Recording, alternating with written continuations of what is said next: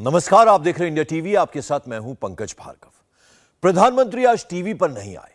नरेंद्र मोदी आज social media में नहीं दिखे। किसी पब्लिक प्रोग्राम में मोदी का भाषण नहीं हुआ। तो प्रधानमंत्री ने किया क्या? आगे चुनाव ही चुनाव है और कोई भी चुनाव रणनीति के बिना नहीं जीता जा सकता।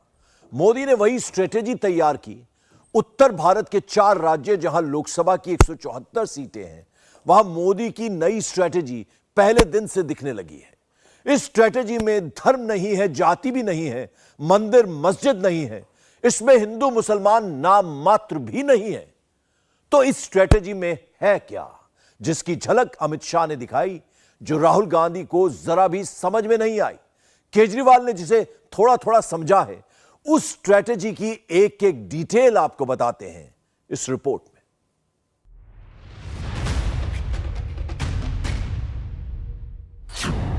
नरेंद्र मोदी ने अमित शाह को भोपाल क्यों भेजा? देश के चुनाव से पहले मध्य प्रदेश का चुनाव जीतना नरेंद्र मोदी के लिए, राहुल गांधी के लिए और अरविंद केजरीवाल के लिए जरूरी क्यों है? राहुल गांधी लद्दाख की पैंगोंग झील के किनारे जाकर भी दिल्ली की ओर क्यों देख रहे हैं? तो सब लोग कह रहे हैं कि चाइना की सेना घुसी है और इनकी जो पहले जो ग्रेजिंग लैंड होती थी वो ले गए हैं, वहाँ ये जा नहीं सकते हैं। तो यहाँ तो क्लियरली सब लोग कह रहे हैं। प्रधानमंत्री जी ने कहा 1 इंच ज़मीन नहीं गई, मगर वो सच नहीं है। तो ये तो यहाँ आप किसी से भी पूछ लीजिए, वो आपको बता देंगे। लद्दाख में राहुल और दिल्ली में सोनिया गांधी। कांग्रेस ने आज की तारीख बहुत सोच समझ कर चुनी है। ऐसे समय में ये और अधिक महत्वपूर्ण हो जाता है जब अलगाव, नफरत, कट्टरता, पक्षपात की राजनीति को बढ़ावा देने वाली शक्तियां अधिक सक्रिय होती हैं। उन्हें सत्ता का समर्थन प्राप्त होता है। क्या इंडिया अलायंस के विकेट धड़ाधड़ गिरने शुरू हो गए? 2024 से पहले नरेंद्र मोदी के लिए एक और एम फैक्टर इंपॉर्टेंट हो गया है। यह एम है मध्य प्रदेश फैक्टर। जो मध्य प्रदेश कभी बीमारू कहा जाता था, उसको अब बेमिसाल विकास का राज्य कहा जाता है। जो कभी बंटा धार माना जाता था, वो आज हर क्षेत्र में बुलंदियों पर खड़ा है। हर क्षेत्र को पिछड़ा माना जाता था, आज विकास के दृष्टि से हर पैरामीटर में मध्य प्रदेश आगे दिखाई पड़ता है। और कभी जिसको बर्बाद कर राइट ऑफ किया गया था, वो आज समृद्ध और खुशहाल राज्य। 90 का दशक याद कीजिए। हिंदी भाषी 4 राज्यों के लिए एक शब्द प्रचलित था, बीमारू। BIMARU, B for Bihar, M for Madhya Pradesh, R for Rajasthan and U for UP. Bihar में लोकसभा की 40 सीटें, मध्य प्रदेश में लोकसभा की 29 सीटें, राजस्थान में लोकसभा की 25 सीटें और उत्तर प्रदेश में सबसे ज्यादा 80 सीटें। इन 4 राज्यों को ही मिला दें तो लोकसभा की 174 सीटें बनती हैं। बीमारू शब्द जब बना था तब झारखंड बिहार का हिस्सा था, छत्तीसगढ़ मध्य प्रदेश का पार्ट था और उत्तराखंड यूपी का हिस्सा था। इन तीनों राज्यों में लोकसभा की 30 सीटें हैं, यानी जिनको बीमारू कहा गया, वहां कुल मिलाकर लोकसभा की 204 सीटें हैं। भोपाल जाकर अमित शाह ने क्या समझाया? होम मिनिस्टर ने मध्य प्रदेश चुनाव के लिए पहला टेम्पलेट दिया। इस टेम्पलेट को फैलाकर देखें तो यह मध्य प्रदेश से बिहार तक जाता है। अमित शाह ने बताया कि मध्य प्रदेश में बीजेपी को मौका मिला तो बीजेपी ने बीमारू से एम यानी मध्य प्रदेश को निकाल दिया। मध्य प्रदेश अब बीमारू राज्य नहीं रहा। यूपी में बीजेपी को मौका मिला तो बीमारू से यू यानी उत्तर प्रदेश भी निकल गया, लेकिन बिहार में बीजेपी को वो मौका आज तक नहीं मिला, इसलिए बीमारू से बिहार का बी नहीं निकल पा रहा है। मध्य प्रदेश के लिए अमित शाह ने शिवराज सिंह चौहान सरकार का रिपोर्ट कार्ड पेश किया। गृह मंत्री ने दिग्विजय सिंह को मिस्टर बंटा ढार और कमलनाथ को करप्शन नाथ बताया। पूरे देश की ग्रोथ रेट को, विकास दर को अगर कोई 4 राज्य नीचे ला रहे हैं तो ये बीमारू राज्य ला रहे हैं। और बीमारू राज्य का शब्द प्रयोग 4 राज्यों के पहले अक्षर से लिया गया था। बिहार, संयुक्त मध्य प्रदेश जो आज का मध्य प्रदेश और छत्तीसगढ़ है, राजस्थान और उत्तर प्रदेश। ये 4 राज्य देश की विकास दर की नीचे लाने के लिए जिम्मेदार है, ऐसा आशीष बोस जी ने एक पेपर के अंदर इसको रखा था। 2003 में श्रीमान बंटाधार की सरकार को हटाकर मध्य प्रदेश की जनता ने एक ऐतिहासिक निर्णय दिया। उमा भारती जी के नेतृत्व में भारतीय जनता पार्टी की सरकार बनी। उसके बाद उमा भारती जी, बाबूलाल जी और 2005 से अब तक श्रीमान शिवराज सिंह जी के नेतृत्व में भारतीय जनता पार्टी ने ये बीमारू शब्द से मध्य प्रदेश को मुक्ति दिलाने का काम किया है। अमित शाह ने 20 साल का जो रिपोर्ट कार्ड रखा, हम संक्षेप में उसकी 5 बातें बता देते हैं। शिवराज के राज में मध्य प्रदेश ने सालाना 16% विकास दर से तरक्की की। 21,000 करोड़ के बजट को शिवराज ने 3 लाख करोड़ के बजट तक पहुंचा दिया। कांग्रेस के समय 52 लाख राशन के लाभार्थी थे, अब 1.25 करोड़ परिवारों को राशन मिल रहा है। कांग्रेस के समय प्रति व्यक्ति आय 11,700 रुपए थी, अब 1,40,000 रुपए है। कमलनाथ ने कभी हल नहीं पकड़ा, लेकिन एमएसपी के नाम पर किसानों को गुमराह कर रहे हैं। ये मध्य प्रदेश की जनता को गुमराह करने की जगह ये हमारे रिपोर्ट कार्ड का आप जवाब दीजिए, और हिम्मत है तो आपके 50 साल का रिपोर्ट कार्ड लेकर आइए। भारतीय जनता पार्टी ने सार्वजनिक जीवन में एक परंपरा खड़ी करी है। हमने राजनीति के अंदर जवाबदेही की परंपरा तय की। जहां जहां हमारी सरकार है, 5 साल के बाद चुनाव में जाते हैं तो हमने क्या करा है इसका हिसाब लेकर जाते हैं। तो मध्य प्रदेश सरकार ने तो ठीक किया ही। कांग्रेस के लोगों को मैं पूछना चाहता हूं कि आपने मध्य प्रदेश को कितना अन्याय किया, इसका भी हिसाब दीजिए।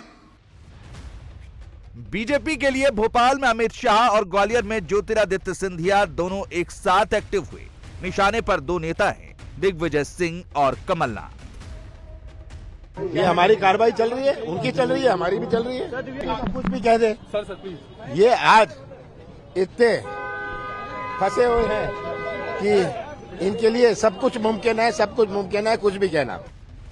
कमलनाथ पॉलिटिक्स का अपना ब्रांड है। दिग्विजय सिंह चुनाव करीब आने पर ऐसा कुछ अवश्य ही कर जाते हैं या कह जाते हैं, जिससे सारा फोकस उनकी तरफ डाइवर्ट हो जाता है।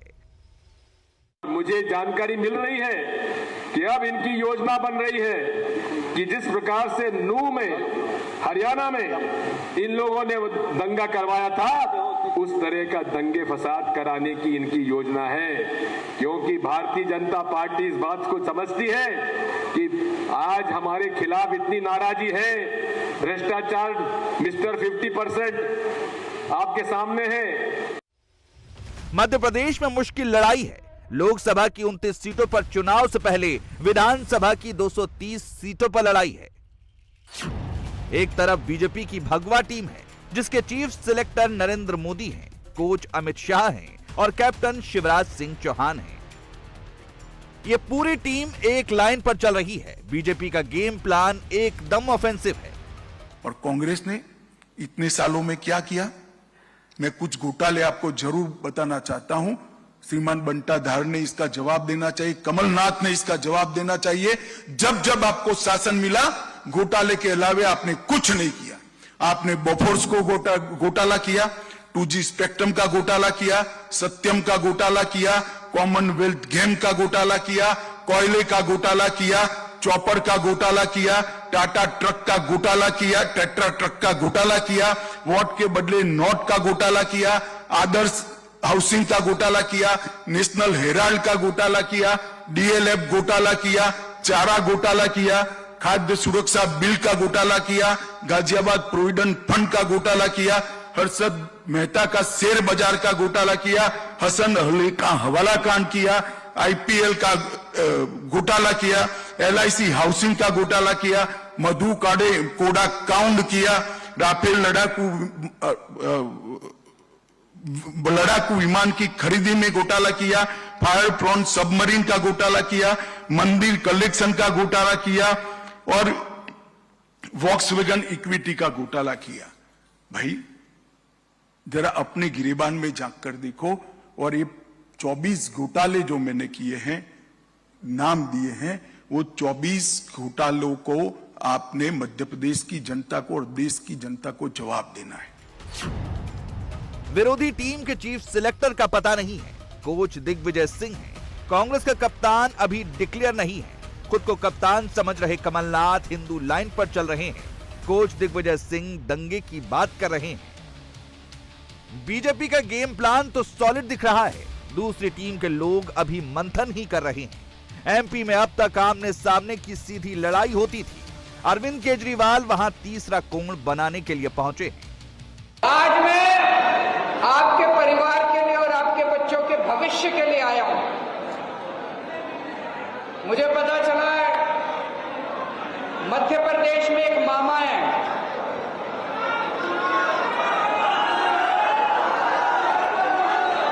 उस मामा ने अपने भांजे भांजियों को बहुत धोखा दिया है कि नहीं दिया है? अब उस पर भरोसा मत करना। आप सबको कहने आया हूं, आपका बेटा आ गया है, आपका भाई आ गया, आपका चाचा आ गया, मामा पे भरोसा मत करना, चाचा पे भरोसा करना। 10 दिन पहले तक भला कौन सोच सकता था कि एमपी के सतना में केजरीवाल की रैली होगी। इंडिया अलायंस मोदी के साथ 1-on-1 फाइट के लिए बनाई गई थी। इस गुब्बारे में हवा भरी गई। गुब्बारा कुछ दिन आसमान में रहा, लेकिन अब हवा निकलने लगी है। जैसा कि अमित शाह ने संसद में संभावना जताई थी, केजरीवाल ने इंडिया अलायंस से रास्ते अलग करने शुरू कर दिए हैं। इसके पीछे की सोच यही है कि कांग्रेस खत्म होगी तभी आम आदमी पार्टी आगे बढ़ेगी। एमपी में केजरीवाल की रैली का मतलब है कांग्रेस को नुकसान। केजरीवाल की पार्टी मध्य प्रदेश में अगर 5% वोट भी ले गई तो समझ लीजिए कि मध्य प्रदेश में कांग्रेस का हाल गुजरात वाला हो जाएगा। गुजरात में आम आदमी पार्टी को 13% वोट मिले तो कांग्रेस ऑल टाइम लो पर चली गई। मध्य प्रदेश में 5% वोट शिफ्ट होने से भी कांग्रेस के साथ खेला हो जाएगा। इन सारी दूसरी पार्टियों ने भी कहना चालू कर दिया कि हम भी गारंटी दे रहे हैं। मैं उनसे पूछना चाहता हूं, तुमने गारंटी दी थी कि 15-15 लाख रुपए हर एक के अकाउंट में डालोगे, गारंटी पूरी करी? उनकी गारंटी झूठी है, केजरीवाल की गारंटी पक्की है। केजरीवाल ने पहले छत्तीसगढ़ के रायपुर में कांग्रेस को चुनौती दी, फिर एमपी के सतना में कांग्रेस को चैलेंज किया। राहुल गांधी लद्दाख में पैंगोंग लेक के किनारे तक पहुंचे। झील के किनारे ही उन्होंने अपने पापा राजीव गांधी की जन्म जयंती मनाई। फिर पहली फुर्सत में ही राहुल ने चीन के बहाने मोदी सरकार पर तोप तान दी। तो सब लोग कह रहे हैं कि चाइना की सेना घुसी है और इनकी जो पहले जो ग्रेजिंग लैंड होती थी वो ले गए हैं, वहाँ ये जा नहीं सकते हैं। तो यहाँ तो क्लियरली सब लोग कह रहे हैं। प्रधानमंत्री जी ने कहा 1 इंच ज़मीन नहीं गई, मगर वो सच नहीं है। तो ये तो यहाँ आप किसी से भी पूछ लीजिए, वो आपको बता देंगे। राहुल गांधी नरेंद्र मोदी से नीचे किसी के बारे में सोच ही नहीं रहे। राहुल की पार्टी एमपी में कमलनाथ के लिए नहीं लड़ेगी, राजस्थान में गहलोत के लिए नहीं लड़ेगी। राहुल की पार्टी छत्तीसगढ़ में भूपेश बघेल के लिए नहीं लड़ेगी। कांग्रेस सिर्फ राहुल गांधी को पीएम बनाने के लिए लड़ेगी। आपके परनाना माननीय जवाहरलाल नेहरू के समय में चीन ने 62 के युद्ध के पहले और बाद में कितनी जमीन हथियाई थी, कुछ याद है आपको? आपकी सरकार की ऑफिशियल लाइन थी कि भारत चीन की सीमा पर लद्दाख से अरुणाचल तक सड़कें नहीं बनानी है, पुल पुलिया नहीं बनाने हैं, क्योंकि उससे चीन इरिटेट होगा। और मैं आपसे कहूंगा एक बार देख लीजिए, आपके माननीय रक्षा मंत्री उस समय के AK एंथोनी का स्टेटमेंट है संसद के अंदर कि we don't want to irritate China by erecting infrastructure. और आज देखिए मोदी जी की सरकार लद्दाख से लेकर अरुणाचल तक सारी सीमा की सड़कें बन गई हैं, पुल पुलिया बन गए हैं, सेना की ट्रकें फराटे हुए दौड़ती हैं। तो ये है आपका अतीत, ये है आपकी सोच। राफेल पे आपने क्या किया पूरी दुनिया ने देखा। तो राहुल गांधी जी सब करिए, लेकिन भारत की सुरक्षा के संबंध में मनोबल को क्यों कमजोर करते हैं आप? कांग्रेस ने जब से इंडिया अलायंस बनाया है, दो लोग नाराज चल रहे हैं। एक है नीतीश कुमार और दूसरे हैं अरविंद केजरीवाल। केजरीवाल कांग्रेस से रास्ते अलग कर रहे हैं, नीतीश कुमार अभी कड़वे घूंट पीकर टिके हुए हैं। राहुल गांधी लालू प्रसाद यादव को चांस दे रहे हैं। इंडिया अलायंस में नीतीश कुमार का सम्मान घट गया। नीतीश दिल्ली आए तो किसी बड़े नेता से उनकी मुलाकात तक नहीं हो पाई। जब गए थे तब श्रद्धेय अटल बिहारी वाजपेयी जी का जो था, उनका अंतिम दिन का जो था, तो उसमें हम भी गए थे, लेकिन और किसी से हमारी बातचीत नहीं हुई है। ये भी चर्चा चली कि अरविंद केजरीवाल और मल्लिकार्जुन खड़गे से आपने बात करने की कोशिश की, लेकिन समय नहीं मिला। ना ना ना, नहीं ऐसी कोई बात नहीं। ये तो आप लोगों के कहाँ छपता है कोई बात है। उनका कोई फोन आता है तो हमारी बात नहीं होती है, और उनका फोन आएगा तो नहीं होगा, ऐसा कुछ नहीं था। सम्राट चौधरी ने कहा खाली हाथ लौट आए हैं उदास होकर। पता नहीं काहे के लिए बोल रहा है बेमतलब का, हम क्या के लिए कोई पता ही उसको। हमारी बातचीत नहीं होते रहती उन लोगों से, इसी बात करते, उसका कोई मतलब ही नहीं था। हम तो गए थे लिमिटेड काम से ना, हमको तो लौट ही आना था ना जी। तो हमको कोई नहीं ना था कि उनसे हम किससे बात करने जा रहे हैं। हमारी बातचीत तो होती रहती है, हो ही रहती, कोई ऐसा कुछ था नहीं। ये वही नीतीश कुमार हैं जो नरेंद्र मोदी से अटल बिहारी वाजपेयी जैसा सम्मान मांग रहे थे। नीतीश ने साथी बदले तो नए अलायंस में उनको कुछ भी नहीं मिल रहा। इसी हफ्ते लालू यादव के सामने नीतीश ने अपनी तारीफ कर दी। लालू राज को जंगल राज बता दिया था। अब खुद नीतीश कुमार के शासन को जंगल राज कहा जा रहा है। एक तो मैं नीतीश बाबू के प्रति मुझे एक तरह से लगता है कि अब एक लाचार मुख्यमंत्री हो गया। भ्रष्टाचार के साथ साथ लॉ एंड ऑर्डर के सवाल पर बिहार सरकार फेल हो चुकी है। यानी अब नीतीश कुमार का इकबाल खत्म हो गया है, और वो अब जो जंगल राज को खत्म करने के लिए इनकी बिहार के लोगों ने इन्हें मुख्यमंत्री बनाया था, आज जंगल राज के प्रतीक बन रहे हैं। जहानाबाद में खुलेआम गुंडागर्दी, सरकारी ऑफिस में पिस्तौल दिखाकर धमकी। मुजफ्फरपुर में रेस्टोरेंट के बाहर ताबड़तोड़ फायरिंग। मोतिहारी में नाम पूछकर ठेकेदार का मर्डर। और बेगूसराय में 2 लोगों की हत्या। अररिया में एक पत्रकार की हत्या का मामला अभी ठंडा भी नहीं पड़ा था कि बिहार में रंगदारी, लूट और मर्डर की खबरों से धुआं हो गया। नीतीश के बयानों से खफा लालू की पार्टी इस बार उनका बचाव भी नहीं कर रही। नीतीश बाबू आपसे बिहार नहीं संभल रहा है, संभालिए, देश की चिंता छोड़ दीजिए। देश नरेंद्र मोदी के हाथ में और उनकी अगुवाई में सुरक्षित है। आप कृपा करके बिहार को ठीक करिए। खौफ का राज है, क्योंकि जिनके साथ आपने सरकार बनाई है उनके बड़े बड़े लोगों का, रसूखदार लोगों का आशीर्वाद है बालू माफिया के ऊपर, अपराधियों के ऊपर, इसलिए होता है। तो या तो बिहार आपसे नहीं संभल रहा है, या आप संभालना नहीं चाहते हैं, या फिर राष्ट्रीय राजनीति में प्रधानमंत्री का परोक्ष सपना देखते देखते बिहार से आप दूर हो गए। नीतीश बाबू, कोई वैकेंसी नहीं है, सपना दिखना छोड़ दीजिए आप। वैसे भी राहुल गांधी अलग जगा रहे हैं, अभी आपके अंदर की बात है। बीजेपी सांसद रविशंकर प्रसाद मीडिया के सामने आए तो राहुल गांधी से सीधे नीतीश कुमार तक पहुंच गए। ऐसा लगता है कि उनकी प्रेस कॉन्फ्रेंस के 2 पैराग्राफ पहले से तय थे। पहला पैराग्राफ राहुल गांधी पर और दूसरा पैराग्राफ नीतीश कुमार पर।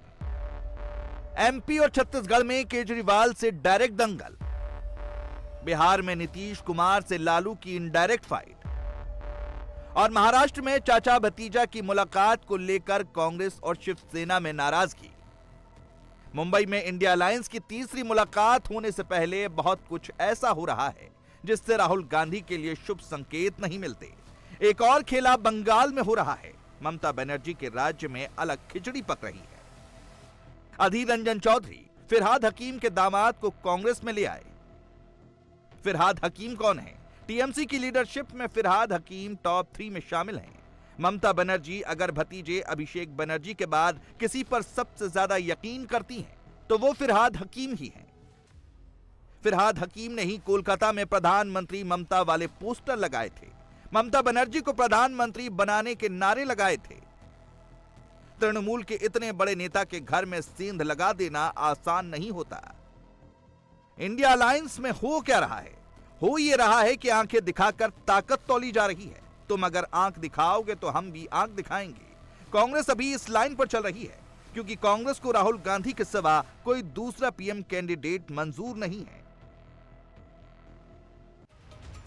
कांग्रेस भले ही 9.5 साल से सत्ता से बाहर है, लेकिन वो भी कम सयानी पार्टी नहीं।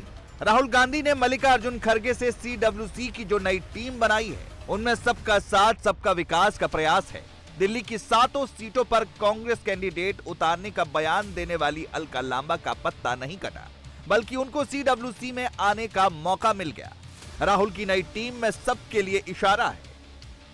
केजरीवाल के लिए अलका लांबा का इशारा है, अशोक गहलोत के लिए सचिन पायलट का इशारा है, खुद मल्लिकार्जुन खड़गे के लिए शशि थरूर का इशारा है। याद कीजिए, कांग्रेस अध्यक्ष बनते ही मल्लिकार्जुन खड़गे ने सबसे पहले यही कहा था कि मुझे तो सोनिया जी और राहुल जी ने अध्यक्ष बनाया है। नरेंद्र मोदी ने इसी परिवारवाद से लड़ने की सौगंध दिलाई है। मध्य प्रदेश उसका पहला टेस्टिंग ग्राउंड है, फिर राजस्थान में टेस्ट होगा, छत्तीसगढ़ में टेस्ट होगा और तेलंगाना में भी इसी का टेस्ट होगा। इंडिया टीवी हर वक्त हर जगह डाउनलोड करने के लिए सर्च करें India TV news Google play store या ऐप स्टोर पर।